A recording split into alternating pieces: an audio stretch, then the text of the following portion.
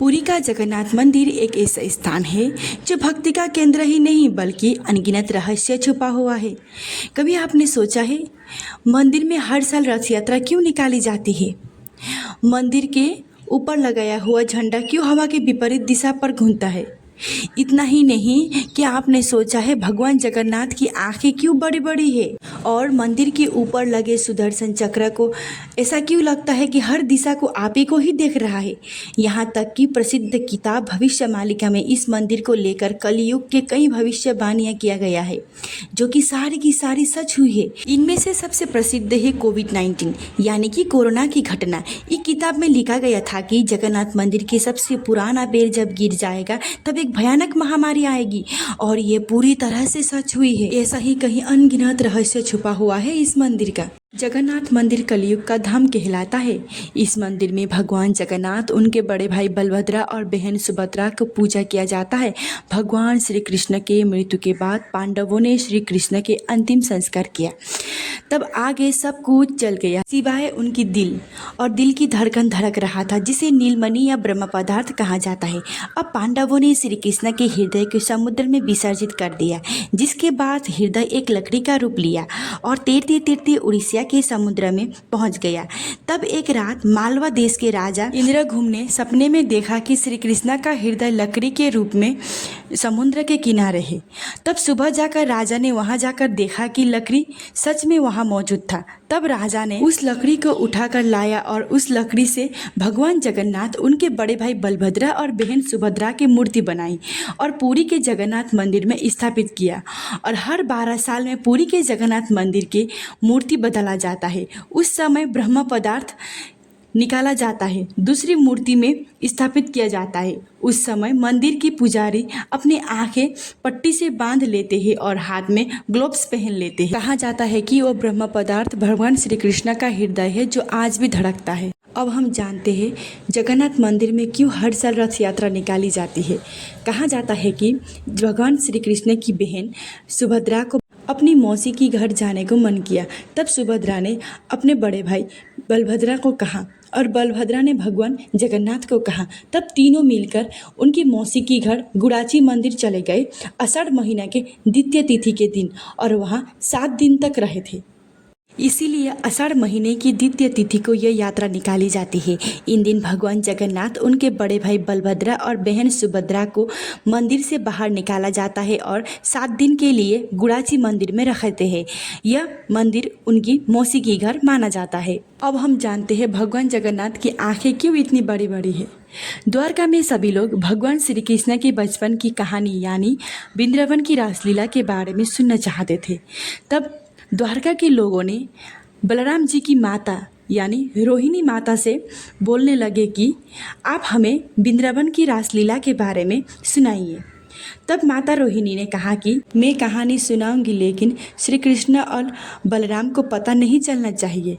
तब श्री कृष्ण की बहन दरवाजे पे पहरा देने लगी और माता रोहिणी वृंदावन की रासलीला के बारे में सुनाने लगी।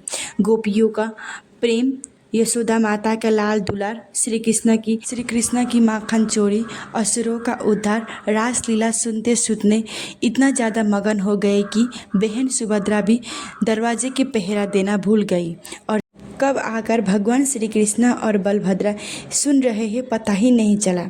तब भगवान श्री कृष्ण, बलभद्रा और बहन सुभद्रा ये सब सुनकर उन लोगों की आंखें बड़ी बड़ी हो गई और बड़ी बड़ी मुस्कान के साथ सुंदर स्वरूप में जगन्नाथ मंदिर में हम लोगों को दर्शन देते हैं। अब हम जानते हैं जगन्नाथ मंदिर की वास्तुकला के बारे में।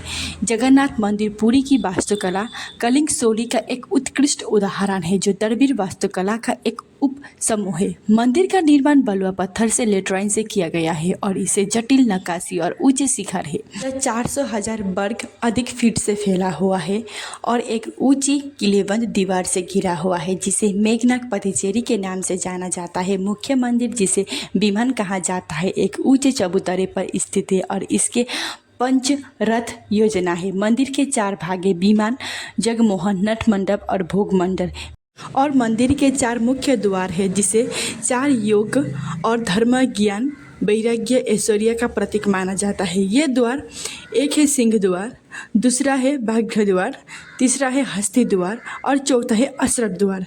सिंह द्वार यह मंदिर के मुख्य प्रवेश द्वार है और इसे मोक्ष का द्वार भी कहा जाता है। भाग्य द्वार यह पश्चिम दिशा में है और इसे धर्म का प्रतीक माना जाता है। हस्ती द्वार यह उत्तर दिशा में है और इसे वैभव का प्रतीक माना जाता है।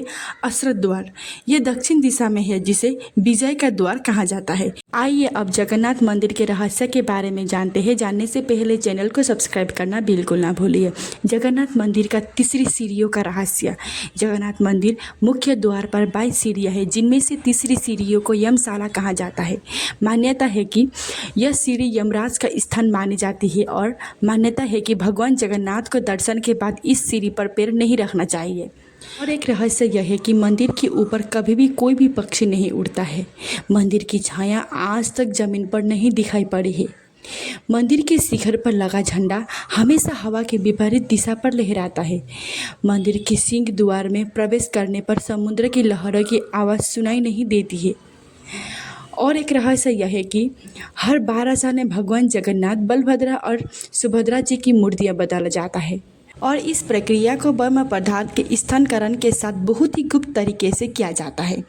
मूर्तियों के अंदर रहस्यमय पदार्थ होता है जिसे ब्रह्म पदार्थ कहते हैं, जिसे भगवान श्री कृष्ण का हृदय माना जाता है। और एक अद्भुत रहस्य यह है कि जगन्नाथ मंदिर की रसोई दुनिया की सबसे बड़ी रसोई में से एक है।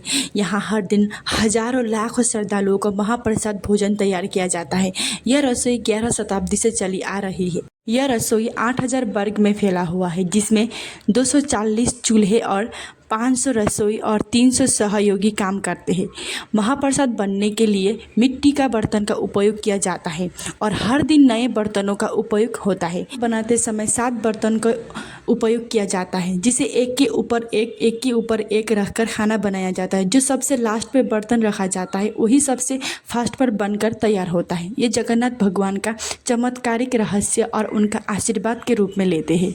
भगवान जगन्नाथ को हर दिन 6 बार भोग लगाया जाता है, जिनमें 56 प्रकार के व्यंजन शामिल होते हैं। रसोई में बनाया जाता है। अगर आपको वीडियो अच्छी लगी है तो कमेंट करके ज़रूर बताएं और अच्छे से मैं जगन्नाथ मंदिर के बारे में वीडियो डालूंगी। वीडियो अच्छी लगे तो चैनल को like, comment and share, subscribe करना बिल्कुल ना भूलिए। Thank you for watching.